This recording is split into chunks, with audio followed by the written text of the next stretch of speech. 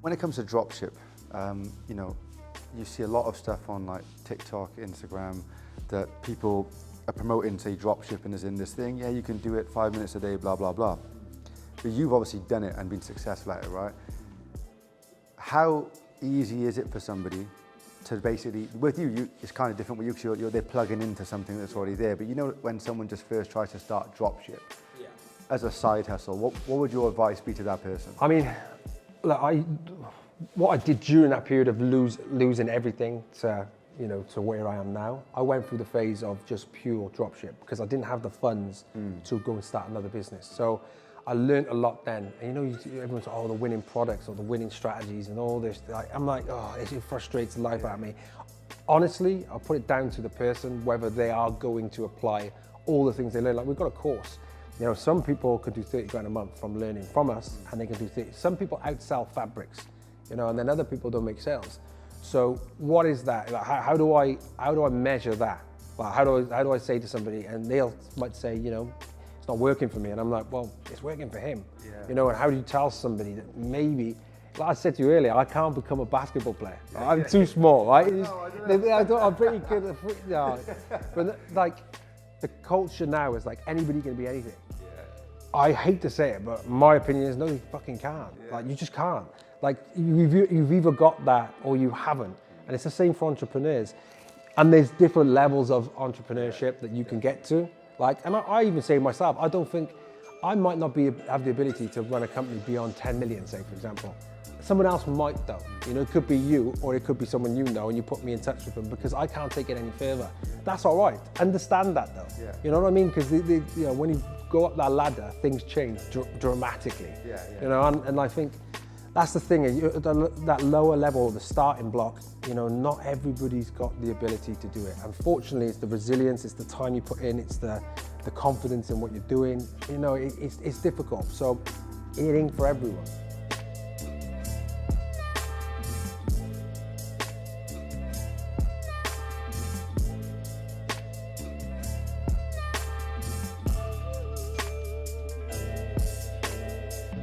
To make this happen and run multiple businesses, you obviously need a good team, right? So do you have an in-house team or do you outsource a lot of stuff? So obviously they're all at the back now. It's got sales directors, we've got marketers, you know, obviously got people who run the shop. By the way, this isn't Ant Middleton, but it looks just like it.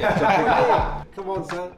Since he left the SAS, we got him in here. Yeah. He motivates us every day. So, Director of Sales. Yes.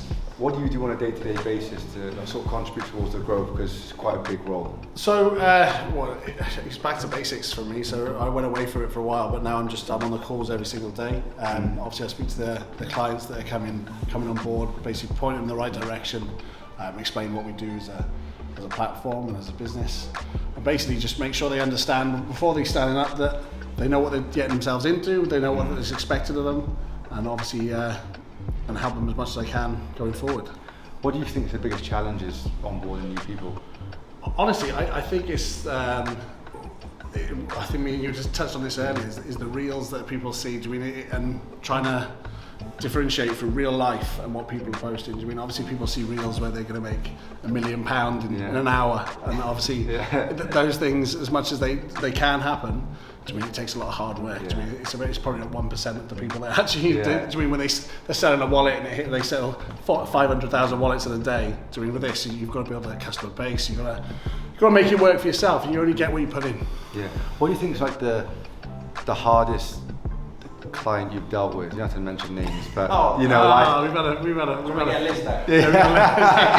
We've got a red book. Yeah.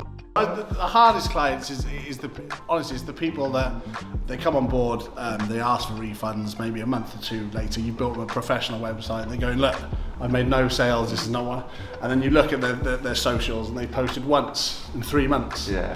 And you're going, well, that's not how this works.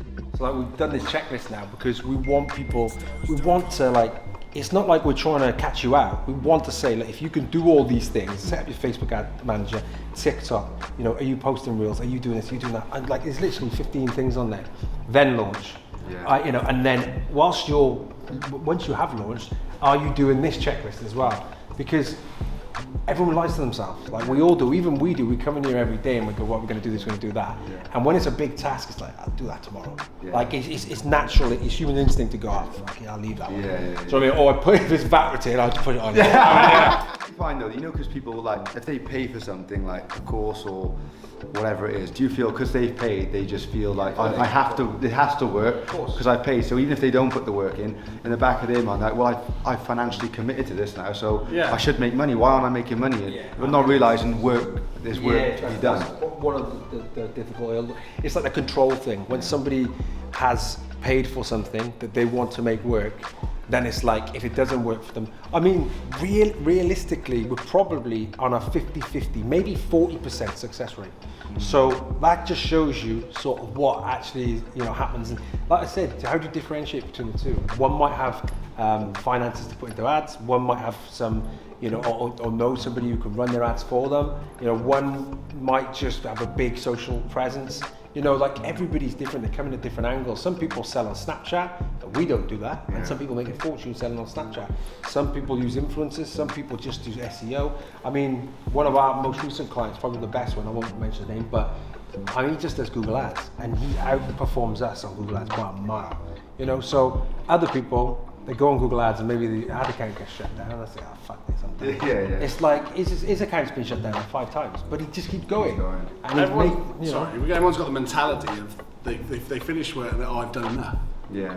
No, you haven't done enough. And like I say, we get stuck in the same thing. As you go, "Joe, done enough today." You haven't. If you want this to succeed, you've got to keep going. Do you mean when my missus thinks I'm cheating on her, I'm on the stairs with my laptop at 11:30 at night, and she goes, "What are you doing?" I'm going, "Invoicing." Shut up, bollocks. I go, "I swear to God, he's coming on board." I'm sat there in my pants invoicing, but when you think you've done enough, there's always something else you can be doing.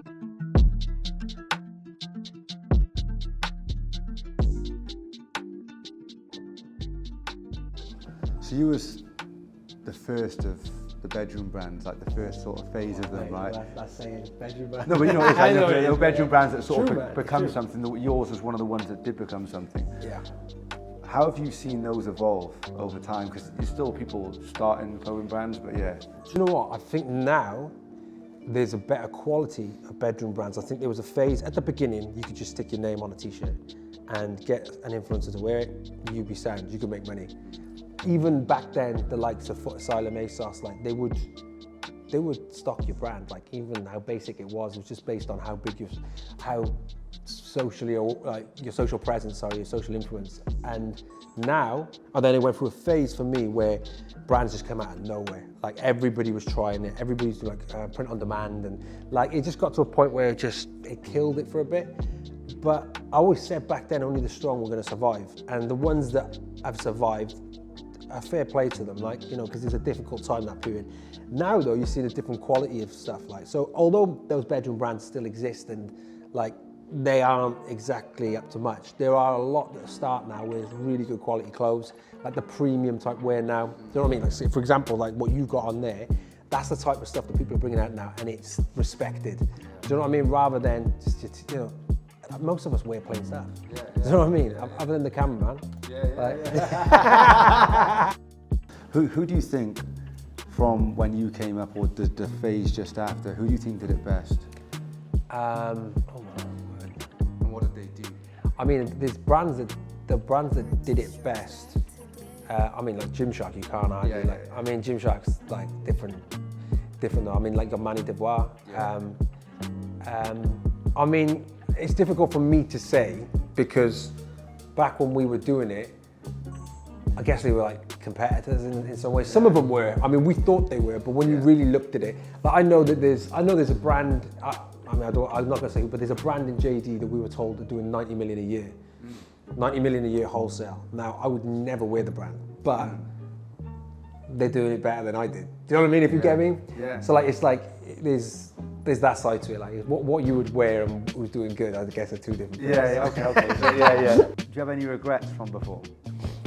I think back with Rose London, obviously the regret we had was switching agent and not legally being able to do that.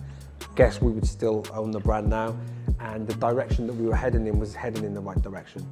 but everything happens for a reason. All the business partners that were involved in that are doing their own thing now. We're not in business together. So, you know, one's involved in agency, he's got his own brand, then you've got obviously another one that's involved in something completely different, but everybody's sort of involved in business. And I think it's just better for our friendship, because we were friends and it got to the point where we weren't friends, if I'm honest. Like, I don't think anybody liked each other towards the end, and that's not ideal. One of the things I've instilled in here, the culture, is to be everybody just to, like, we rip the shit out of each other every day. Like, and it gets to the point where, I mean, Lloyd yesterday wanted to fight me and Dom at the same time, and I got to pick up a fire extinguisher to stop him. And that's where he got. Do you know what I mean? So I probably bet on Lloyd. yeah, that's why I got the extinguisher. I needed something else. He didn't even stop him. But like, that's the kind of like culture we have here. Like, it's fun and that. Whereas before, I think everybody, when you come from the same, like, you know, areas and stuff, same school and that, nobody was established as who should be the lead, who should be the one who does this. Like, whereas this, obviously with this business, I started it and got other people involved, and I think it helped a lot, and I knew everybody's skill sets and what they could do, and then sort of, you know, dictated what should be done for what role. Whereas before, we were figuring it out. And it's like, who wants to be at the forefront of this? Who wants to be at the forefront of that? And that gets tricky, because egos can get involved. All of us have got an ego. Every single person. You know, and it's sometimes difficult to accept somebody who can do something better than you.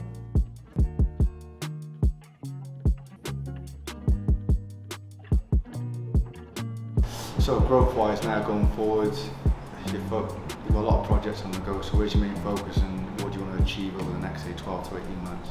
In terms of expansion, obviously at the moment it feels like we're just in the UK. We have reached out to like the Netherlands in terms of brands drop.